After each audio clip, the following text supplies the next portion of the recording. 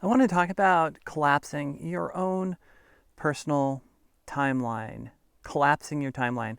I was watching a video by a creator, shout out to Gia Prism, and she got a sort of download, a psychic download, and I'll talk about that in a minute, about different timelines, about how this idea that we, in creating and living this reality, that we experience these different possible timelines that separate based upon our choices, and that we explore them at our consciousness. You could call it our soul, although I prefer consciousness or core, inner being, explores these different timelines, and that's how we learn, that's how we grow.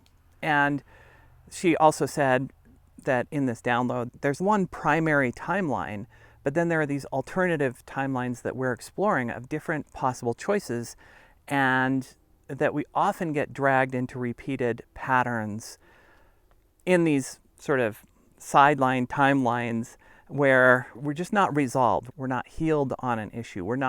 We haven't figured out how to overcome that thing that just keeps coming back to bug us, to cause us problems over and over again in our life because we haven't figured it out. And that we have these timelines running where these kinds of things are still going on for us. And that this not only happens to us individually, but it happens on a collective scale. So first, I want to explore or explain a little bit about this whole psychic thing. Because if you know me, I was trained as a scientist. I had a big lab. I've been involved in things like the Human Genome Project. And so it might be pretty weird to be talking about psychic downloads. But the thing is, I'm somebody who really cares about finding ways to optimize my experience and our experience together in this incredible reality that we live in here. And there's sort of two models out there of what this reality is, two predominant models. There's the God model, the model that says there's a sort of white guy in the sky type God who has sort of preordained everything, and we just get to choose to be sinners or not sinners, and based upon that choice go to heaven or hell, that kind of stuff. Okay, so that's one very big model out there, at least in Western culture. I don't want to dismiss all of the other religions and viewpoints. I'm just talking about predominant ones that sort of I grew up in here in the United States, and a lot of people in Western Europe grow up with as well. And so that's one model. The other model that was even more predominant in my household was the scientific model that says it worships a different God. It worships gods like randomness, gods like determinism, gods like materialism. It worships these other gods instead of the white guy in the sky God, the God of randomness. The God of randomness says that there's this rolling of dice that just happens and it can strike you down at any time. And then, bammo, bad or good. Maybe you won the lottery. Maybe it's bad. Maybe it's good. And it's really a model that says that we are not in control. Sort of like the big guy in the sky model says we are not in control ultimately. And I've never liked either of those models.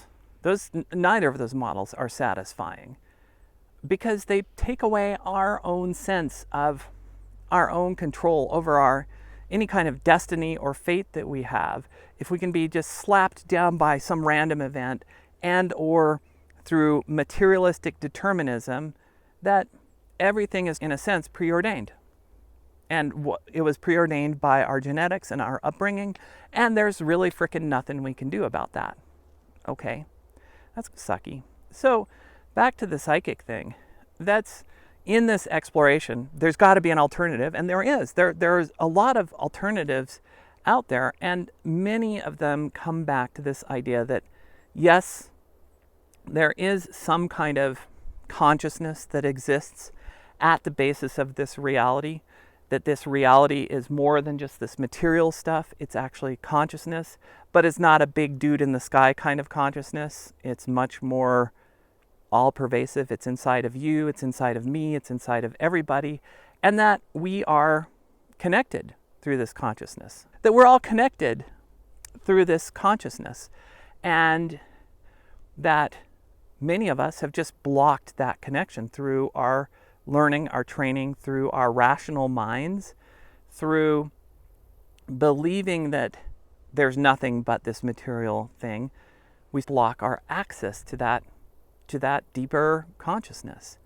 And having spent years exploring that I can tune into deeper consciousness. You could call it something as simple as intuition, or you could call it psychic, you can call it whatever you want, but that we're tuning into a deeper level of reality where other consciousness exists, some which is here in the material, some which is not material. Because if consciousness exists, why would it only be here in the material?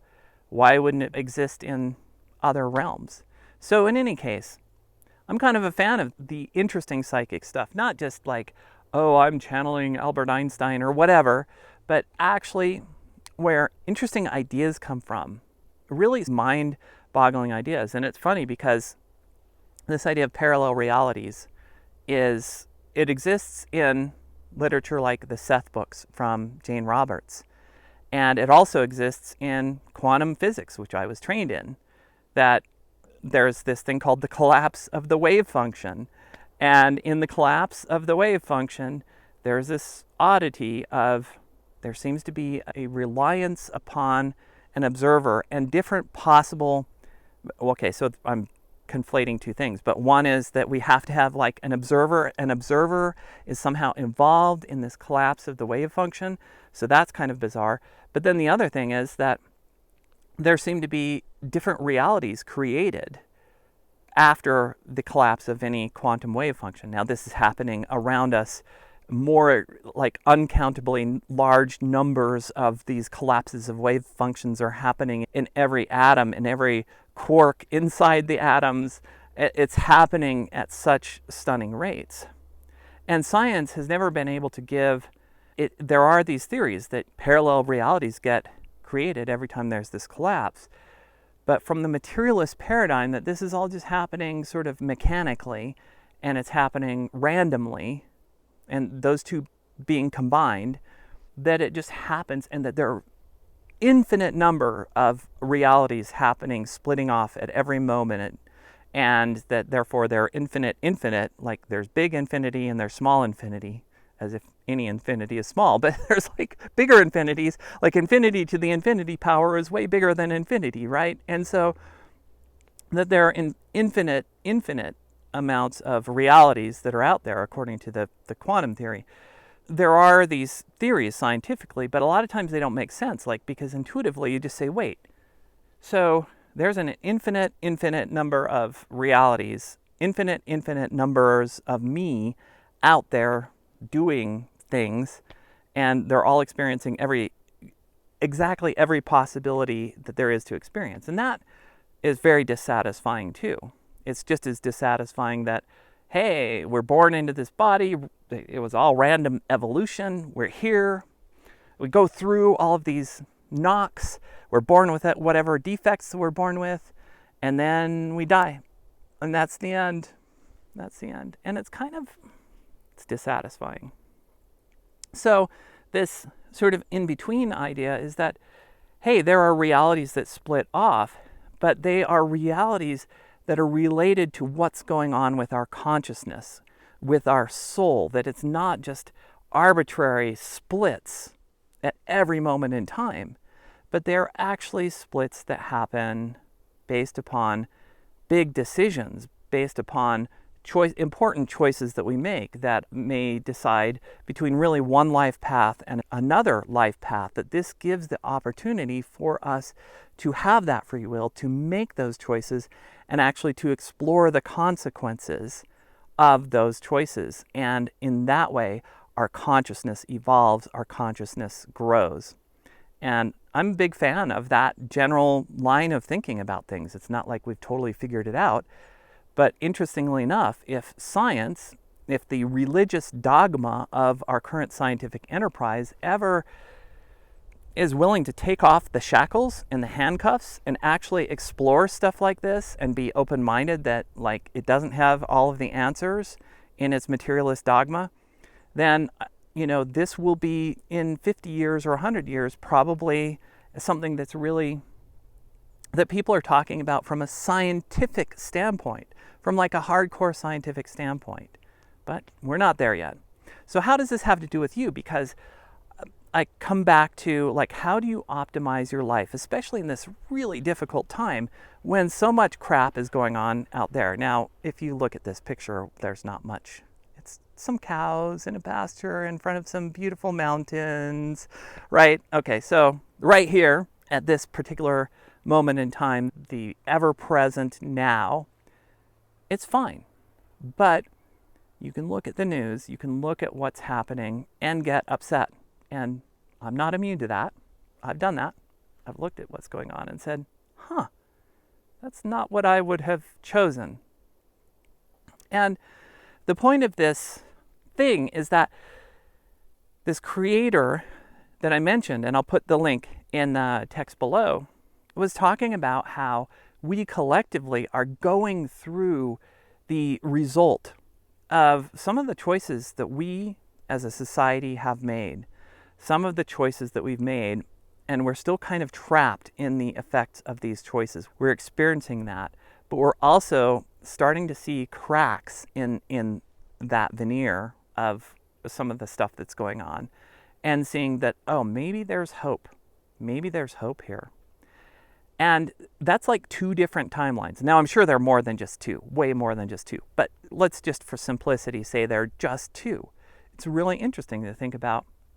There's a timeline where this political thing of authoritarianism, just clamping down on all of us who aren't part of a small cadre of in-power people, clamping down on us, is one possible timeline where our freedom is taken away and, whatever bad things happen. Another timeline is one where the quote, good guys win. That's how the creator put it. But the people who care about truth, who care about freedom, and who care about democracy and principles like that, that by some set of circumstances, that group of people prevails. And some kind of collective sanity is brought about again.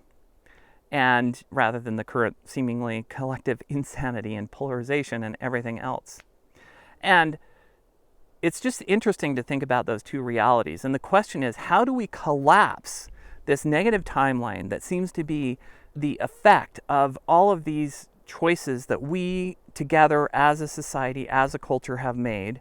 And you may feel individually powerless, but we all bought into it to some degree or another. Some more than others. But we all bought into it to some degree.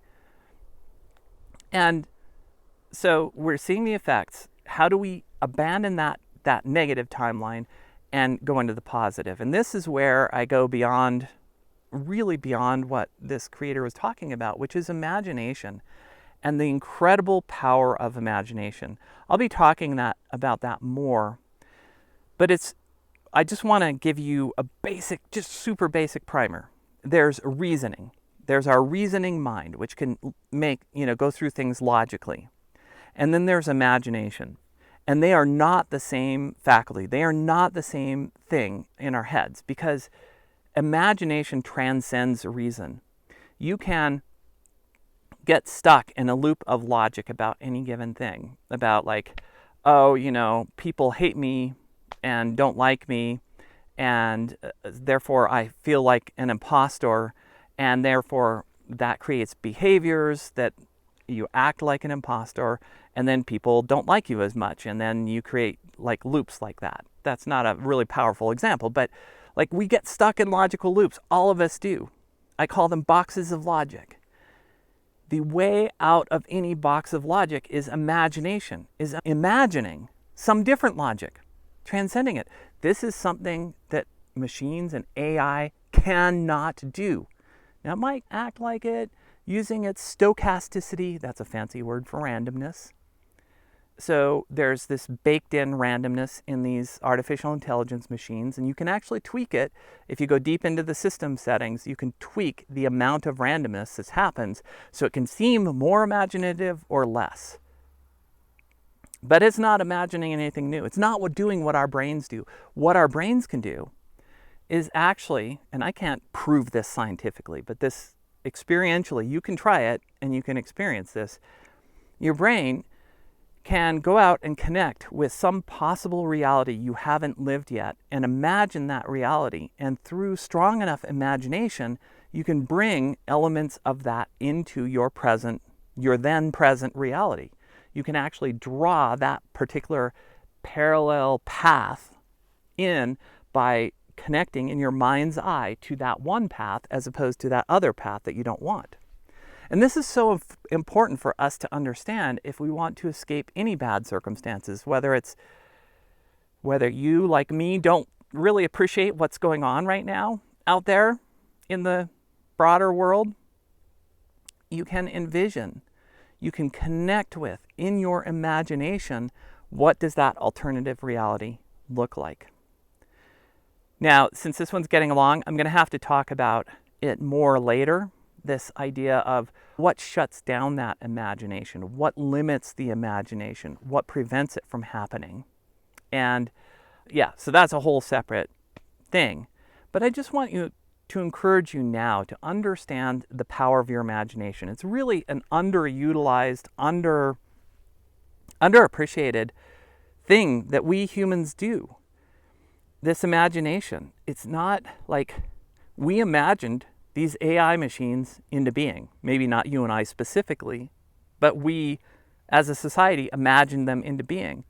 And we can imagine something better, but they can't imagine themselves into being. That's not something they can do.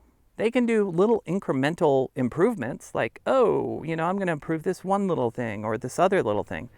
But the history of, there's a field of genetic algorithms, and I'll really end with this one.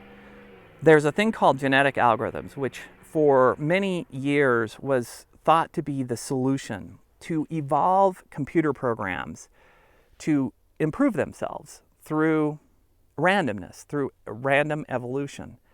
And it's interesting how that field has never gotten very far. And the question is, why hasn't it gotten very far towards evolving sort of super programs or super machines or super intelligence? Because it's something more than randomness that's going on here. It's the ability to tune into that imagination. I just want to encourage you, for now, imagination is where it's at. Let's imagine ourselves a better future. And again, I'll talk about later how we can get rid of some of the blocks to that. I hope that's inspiring to you. By the way, I always forget, please, please, please, hit subscribe, hit like, even send a comment, and let's get some traction here. I want to build a community of people who are interested in looking at the alternatives of alternative models between, the two that I talked about earlier, who are open-minded, who are interested in discovering what this is all about, both from that, you could call it consciousness-based or spiritual-based perspective, but also bringing in science, bringing in reason, bringing in rationality, and not just saying, hey, I'm psychic, and so just believe me. No, we've got that reasoning faculty for reason, and even though imagination is a really powerful faculty, so is that reasoning. And when you combine these together, you get better results overall than if you just use one or the other. So I look forward to interacting with you more. And for now, this is Morgan. I'll see you later.